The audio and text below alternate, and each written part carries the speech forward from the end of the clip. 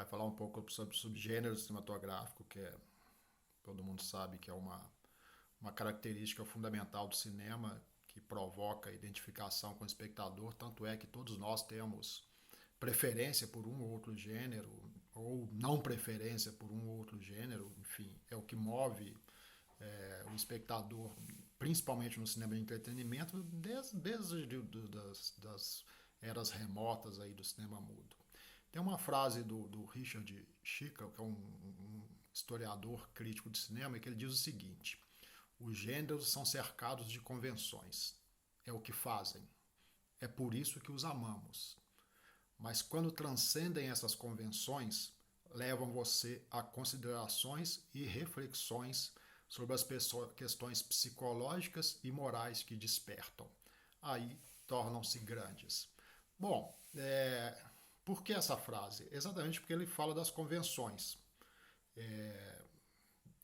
dos clichês do gênero. Vocês podem pensar em qual gênero que vocês gostam, que vocês vão ver que eles usam dos clichês. O gênero terror, por exemplo, tem clichês referentes, como a casa mal assombrada, a famosa cena do espelho, né? Uma pessoa à frente de um espelho, a gente sabe que vai passar alguma coisa atrás do espelho, os ventos invadindo a casa, as cortinas voando, vidraças quebrando, tudo isso faz parte das convenções do gênero, são os sustos que provocam.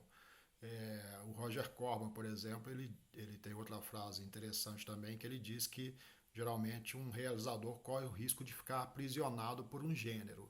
No caso dele, ele dá graças a Deus de ter ficado aprisionado no gênero terror, que é o gênero que ele ama, que foi um grande realizador de gênero de filmes de terror. Tá? É, o Antônio Costa, no livro Compreender o Cinema, ele faz uma análise do gênero a partir de três princípios, três pontos de vista. O primeiro é o ponto de vista de produção, ou seja, se você pegar na história do cinema, as produtoras cinematográficas, principalmente as chamadas majors americanas, elas se especializaram em determinados tipos de gênero em momentos precisos da história.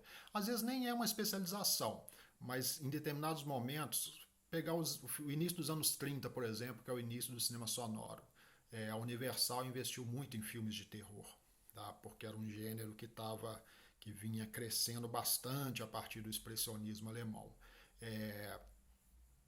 A partir dos anos 30 também, com cinema sonoro, muitas produtoras começaram a investir pesado em filmes musicais, porque era muito sedutor nesse início do cinema sonoro. Basta vocês pensarem nos famosos musicais da Metro, uma frase, aí você vai entender.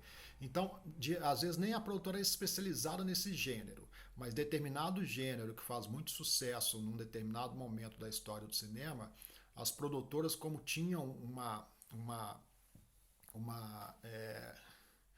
estratégia de entretenimento, elas investiam em alguns dos seus estúdios filmes de gênero. Vamos supor que elas produziam 7, 8 filmes ao mesmo tempo em 7 estúdios diferentes. Então poderia produzir um faroeste, um musical, um filme de terror e assim por diante. Esse é o chamado ponto de vista de produção. Esse ponto de vista de produção ele facilita a realização do gênero porque se aproveita cenários, se aproveita figurinos, se aproveita até mesmo os próprios atores que se identificam com os gêneros, como por exemplo John Wayne no famoso gênero de faroeste, um ator recorrente em vários filmes de faroeste, ou Bela Lugosi nos filmes de terror, enfim, vários atores e atrizes que se associavam a determinado tipo de gênero. Esse esquema de produção facilitava. Se você pensar no faroeste, por exemplo, você vai entender que todo faroeste tem uma característica própria de pontos de vista de produção, que é a cidade do Velho Oeste. Essa cidade do Velho Oeste é uma rua, geralmente é onde o pistoleiro entra no início do filme. Em muitos dos filmes é um clichê recorrente, ele vai entrar no salão com aquela porta característica, com o, as mesas características, pessoas jogando cartas, dançarinas no palco. Quer dizer, esses salões ele pode ser aproveitado o mesmo cenário em vários filmes. porque basta reestruturar o cenário com características diferentes, mas você tem uma questão que faz com que se economize aspectos de produção. Tá? Então, os aspectos do ponto de vista de produção vai desde cenário, figurino, direção de arte, tudo que envolve fisicamente um gênero. No caso do terror, basta vocês pensarem na Casa Mal-Assombrada, vai cair exatamente na mesma questão. A Casa Mal-Assombrada é um clichê recorrente do gênero e, naturalmente, as casas representam esse ponto de vista sobre produção. A famosa Casa do Exorcista, por exemplo, enfim, ou A Casa da Noite Eterna, filmes dos anos 70 que trabalharam muito com essa questão, Poltergeist, o Fenômeno, tudo isso, horror em MTV, tudo isso passava dentro de uma casa mal assombrada, que são chamados os pontos de vista de produção, com elementos recorrentes do gênero. O segundo ponto de vista, segundo do Antônio Costa, é o ponto de vista figurativo-narrativo. Tá? Aspectos narrativos que fazem com que os gêneros sejam identificados rapidamente pelo espectador e as tramas também sejam acompanhadas pelo espectador com mais atenção, mais naturalidade, de acordo com o envolvimento dele do gênero. Vou citar de novo Faroeste. Vou citar a abertura de um dos meus faroestes favoritos, que é Shane, Os Brutos Também Amam, um filme da década de 50, do George Stevens. Começa com um menino, né, mirando com uma arma, um cervo que está ali no riacho da casa, e lá ao fundo vem cavalgando um cavaleiro, você não sabe quem é ainda. Ele vem lentamente na direção do menino. Esse cavaleiro que chega, que é o Shane nessa casa, ele representa um aspecto narrativo muito comum no gênero, que é o pistoleiro solitário. O pistoleiro solitário é referente em vários filmes do western. Se você pensar nos filmes do Clint Eastwood também, você vai enxergar a mesma coisa. Aquele pistoleiro que chega numa cidade ou chega numa pequena fazenda, no caso do Shane, vai se identificar com os problemas daquela fazenda ou daquela cidade. Naturalmente, como ele é o pistoleiro do lado do bem, ele vai se aderir ao lado do bem contra o mal e vai ser o catalisador dos conflitos daí por diante. Então o Shane, quando ele entra em cena, que você vê ele em cena, você vê um pistoleiro bem apessoado, barba feita, geralmente é um galã do cinema. Você identifica visualmente que ele é o pistoleiro do bem, que ele é o mocinho do filme. Tá? E ele chega nessa casa e aí vão ser trabalhados vários elementos na famosa cena de abertura no mesmo filme. Por exemplo, a pequena colônia é formada por um casal e seu filho, que é quem vai se identificar com o pistoleiro. Logo no início, quando ele chega, tem uma troca de olhares muito sutis entre ele e a esposa do dono da colônia. Tá? Naturalmente, ali logo nesse momento, de forma muito sutil, se sugere também uma coisa recorrente no filme de gênero, que é uma paixão que não pode se concretizar, porque o pistoleiro vai se apaixonar, no caso do Shane, pela mulher, de quem ele vai se tornar muito amigo ao longo do filme. Então são várias coisas recorrentes que a gente identifica. Logo na sequência chegam um grupo de cavaleiros, e esse grupo de cavaleiros eles chegam completamente diferente da entrada do Shane. O Shane entra tranquilo, cavalgando lentamente, conversa com os moradores. O grupo que chega, eles chegam assustadoramente no próprio cavalgar deles. Dá um close nas patas dos cavalos, os cavalos vêm pisando em cima da pequena horta dos agricultores, passam no riacho espirrando água, e quando chega e mostra aos cavaleiros, eles são pessoas de barba por fazer, geralmente a roupa meio amarrotada ou desarrumada, chapéus desajeitados também, ou seja, visualmente você identifica que esses são os bandidos do filme. Então você fez um contraponto entre o Shane, os dois, é importante ressaltar que todos são pistoleiros, tá? mas o Shane é o pistoleiro que vai aderir para o lado do bem, contra esse grupo que representa os pecuaristas, porque também é uma outra coisa recorrente no gênero. O gênero faroeste ele tem conflitos muito comuns. Um dos grandes conflitos trabalhados no faroeste é o conflito entre pecuaristas, que precisam de grandes extensões de terra, e os pequenos colonos, que vivem da agricultura de subsistência, que precisam de pequenas terras. Então, na história do Oeste americano, se teve muitos conflitos em função dos grandes pecuaristas expulsarem esses agricultores. A gente sabe que isso acontece até hoje, né? Os grandes proprietários de terras, eles resistem a ter pequenos agricultores porque eles acham que eles precisam de grandes propriedades de terra. Um outro conflito recorrente é a luta pela água, né? As fazendas que têm acesso mais fácil à água enfrentam problemas de ter que dar esse acesso a outras pessoas. E talvez o mais famoso de todos os conflitos, que é entre índios e a cavalaria americana, os colonos, né? Enfim, são esses clichês. Então, quando você apresenta os personagens, você já apresenta dessas questões. E os pontos de viradas no roteiro, eles vão trabalhar exatamente nesse aspecto. Por exemplo, em determinado momento, o Shane quer simplesmente se inserir naquela comunidade, ele quer deixar seu passado de pistoleiro. Esse é um aspecto ideológico que a gente vai falar.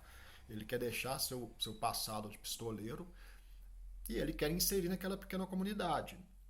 Vai ter um determinado no filme que são chamados pontos de virada, que ele vai se defrontar com o seu próprio passado, porque os colonos vão ser ameaçados por um pistoleiro que vai entrar em cena, que é o Wilson. E o Shane é a única pessoa que se inseriu naquela comunidade capaz de vencer esse outro pistoleiro, porque ele também é um pistoleiro. Então esses pontos de viradas vão determinando rumos para a história em que o pistoleiro, seja ele bom ou mal, vai ter que se defrontar contra todos. E aí a gente tem os famosos duelos, as cenas de ação, entendeu? Os tiroteios, mortes violentas de pessoas inocentes, por exemplo, que provoca que o pistoleiro tenha uma motivação para assumir o seu lugar definitivo, que é geralmente uma pessoa muito rápida nas armas. Então, sim, isso quando os roteiristas trabalham esses chamados aspectos narrativos do gênero, eles sabem muito bem onde inserir determinados pontos, determinados personagens, porque eles estão acostumados a esse tipo de gênero. Então era muito comum também você ter roteiristas que escreviam filmes de faroeste, roteiristas que escreviam dramas, roteiristas que escreviam policiais, o chamado cinema noir. Diretores e diretores que também faziam isso, estavam associados a determinados gêneros. John Ford, por exemplo, dirigiu talvez mais de 100 faroestes. John Ford se apresentava assim quando ele ia em algum lugar. Meu nome é John Ford e eu faço faroestes. Enfim, por questões interessantes, o John Ford é o diretor, o realizador que tem mais Oscars de direção na história do cinema. Ele ganhou 4 Oscars como melhor diretor. Nenhum deles com faroeste. Apesar de ter dirigido mais de 100 faroeste, nenhum dos Oscars com faroeste. O primeiro faroeste a ganhar Oscar foi Os Imperdoáveis e depois Dança com o Lobo, ali já nos anos 90. Mas na fase áurea do faroeste, a academia nunca premiou um faroeste ou um realizador de faroeste. Tá? Então, esse aspecto narrativo, figurativo, ele faz com que várias pessoas se identifiquem. Equipes de produção, cenógrafos, figurinistas, os próprios atores e atrizes, todos eles se identificam com aquele gênero e provocam identificação no espectador. Tá? Então o espectador passa a assistir, por exemplo, um faroeste com John Wayne, não só porque se identifica com o gênero, mas se identifica com o John Wayne, o cowboy, o americano por excelência, que lutou pela conquista do Oeste. Enfim, várias questões aí associadas a isso. Nos filmes de comédia romântica, por exemplo, eram muito comuns atores trabalharem em duplas, como Doris Day e Rock Hudson, por exemplo. Cary Grant, Ingrid Bergman, enfim, vários atores ali que trabalhavam nos musicais, basta pensar em Fred Astaire e Ginger Rogers, né? Quer dizer, os pares centrais do filme que estavam associados a determinados gêneros. E, por consequência, seus clichês e suas convenções, que é o que o historiador fala. Essas convenções, de uma forma ou de outra, elas provocam a identificação no público.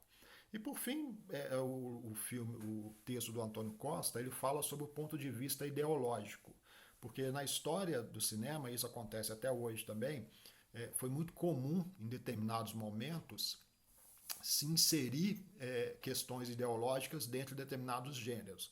O próprio Shane traz uma questão ideológica assim fascinante, por isso talvez ele seja um dos grandes westerns da história do cinema. O Shane é um pistoleiro, tem um passado que o atormenta, ele é um matador. Tá?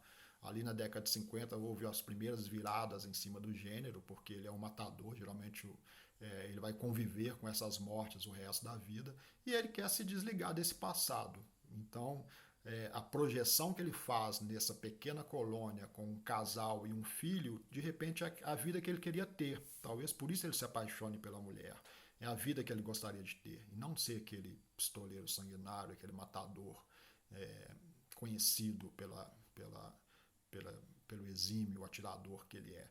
Mas ele não pode, ele não consegue, porque quando começa o conflito, ele se confronta com o seu próprio passado e ele decide, é uma decisão dele, de que ele não tem como evitar aquilo. Então, novamente, ele vai se entregar ao seu passado, vai duelar com os grandes pistoleiros no final do filme e também uma questão recorrente no gênero, da mesma forma que ele chega sozinho à cidade, ele vai embora sozinho, ele não tem lugar naquela sociedade.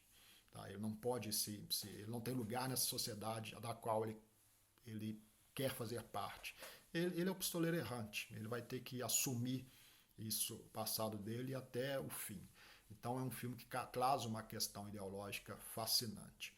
Um outro faroeste que também carrega uma questão ideológica é o filme Matar ou Morrer, do Fred Zinnemann, que é roteiro do Cal Foreman, que foi um dos roteiristas que entraram na famigerada lista negra de Hollywood após o comitê macartista nos Estados Unidos, que promoveu uma caça às bruxas dentro de Hollywood, perseguindo possivelmente pessoas com ideologias comunistas. Tá? Teve os 10 famosos de Hollywood que foram presos, entre eles o Dalton Trumbo, um dos maiores roteiristas da história do cinema. Esses cumpriram prisão de 1 ano, 9 deles eram roteiristas. Então se associava muito a essa questão de inserção de ideias subversivas dentro de filmes. Muitos diretores também entraram na lista negra, atores, enfim. É um período triste da história do cinema, não só da história do cinema, como da sociedade, né, gente? Você perseguir pessoas por possíveis questões ideológicas, impedir que essas pessoas trabalhassem. Muitos deles, inclusive, passaram a assinar sobre o roteiro. Dalton Trumbo, por exemplo, ganhou 2 Oscars de melhor roteiro e não pôde receber, porque ele assinou sob pseudônimo. Ninguém, na verdade, sabia quem era esse roteirista. Na verdade, era o Trumbo que fazia parte da lista negra de Hollywood. Ou seja, pessoas que não poderiam trabalhar mais no cinema porque estiveram em algum momento da vida associados ao comunismo. E o Cal Foreman, quando ele escreve Matar ou Morrer, que é um típico faroeste, começa com a cena de 3 homens esperando o trem do meio-dia e depois mostra o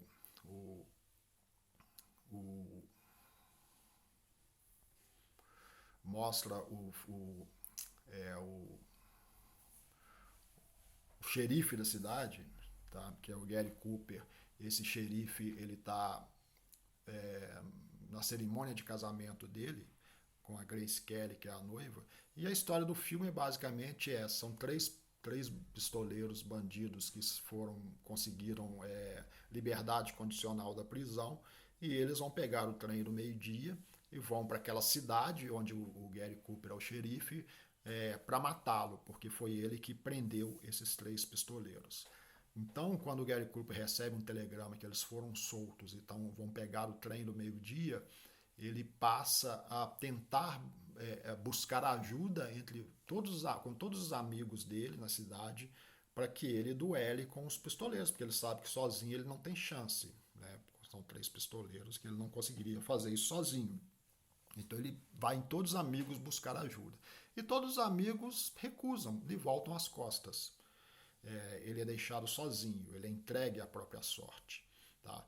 Ele vai ter que, no final do filme, duelar sozinho com os pistoleiros, apesar de ser uma pessoa muito querida na cidade, com vários amigos, com várias relações impactantes, mas nenhum deles, todos se recusam a isso, né? Então o roteirista ele fez esse filme como uma analogia ao macartismo, porque você deixa seu amigo, por exemplo, uma pessoa que foi seu amigo, quando ela está em uma situação de perigo ou de ameaça, como as pessoas tiveram no comitê, você volta as costas para eles porque você não quer associação nenhuma com ele mais, você o entrega à própria sorte, o entrega sozinho, ele tem que ser, voltar as costas mesmo, que é comum às vezes em questões ideológicas fortes.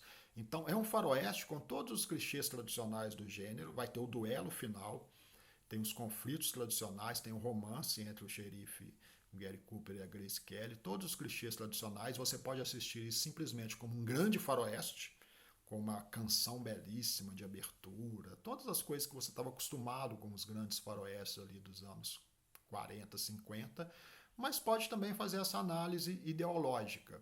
Tá? Ou seja, ideologicamente ele é um filme muito forte, porque ele traz essa característica. Um outro tipo de gênero muito comum ali a partir dos anos 50, que foi carregado de questões ideológicas, é o filme de ficção científica, principalmente os chamados filmes B do cinema americano, que traziam, por exemplo, associações, vou citar Planeta Vermelho, por exemplo, uma ameaça que vem de um planeta vermelho para dominar a Terra, o próprio Guerra dos Mundos, quer dizer, seres que invadem a Terra, quer dizer, as pessoas que vinham de fora, nesse momento, que seriam os alienígenas, eram sempre ameaçadores.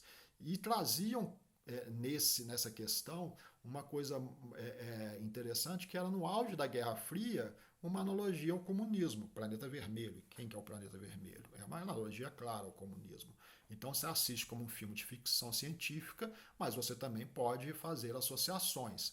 O interessante é que essas leituras não estão explícitas nos filmes, elas são inseridas de forma, sutil. Tá? Por isso que se os roteiristas eram muito requisitados nesse momento, porque os roteiristas tinham capacidade de inserir esses elementos sutis. Tá? Filmes como Vampiros de Almas, né, do Don Siegel, que é um filme que traz uma analogia tanto do comunismo, porque seres extraterrestres invadem uma pequena cidade e os moradores são abduzidos passo a passo e se transformam em autômatos, pessoas que não raciocinam mais no individual, simplesmente no coletivo. Então eles renegam as emoções, renegam as tradições e eles começam a caminhar como autômatos pela cidade. No decorrer do filme se descobre que os alienígenas tomaram o corpo dessas pessoas e as transformaram numa consciência coletiva.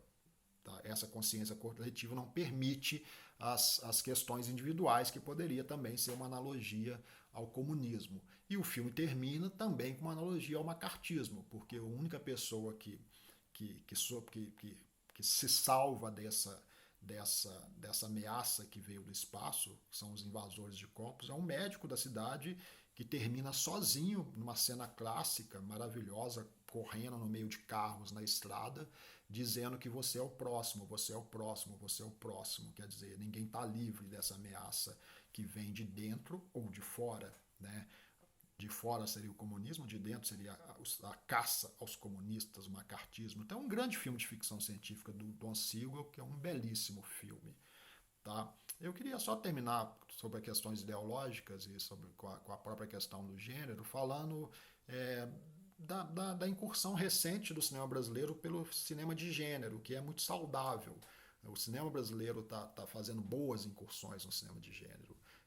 Vou citar especificamente, só como exemplo, um filme chamado O Animal Cordial, da Gabriela Amaral Almeida, com Murilo Benício, que é um filme de gênero, tipo um filme de gênero de terror e suspense, todo baseado, todo passado numa noite dentro de um restaurante.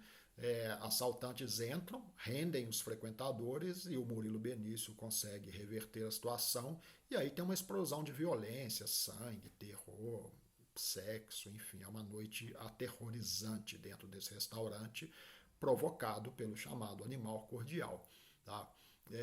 A Gabriela Amaral Almeida faz um grande filme de suspense e até mesmo de terror, porque você fica assustado o tempo inteiro, mas claramente ela também disse em entrevistas que a proposta dela era colocar dentro do restaurante questões ideológicas, como a questão dos trabalhadores na cozinha, o patrão, os próprios frequentadores que são de classes distintas. É como se você colocasse dentro de uma narrativa de terror pessoas de várias categorias sociais diferentes e essas pessoas vão gradativamente caminhando para a ebulição, para a efervescência, que é o que ela queria representar, o perigo que ronda a sociedade brasileira. Quer dizer, a sociedade brasileira cada vez mais está chegando nesse ponto, talvez, de ebulição, de conflitos generalizados, movido pelas distinções sociais, políticas, econômicas, que levam a explosões que, de repente, podem ser explosões de ódio, que é exatamente o que o animal cordial, que é o Murilo Benício, faz. Quer dizer, a forma dele controlar todos os outros é violenta, assustadora e extremamente revoltante. Então ela traz para o gênero essa questão também ideológica.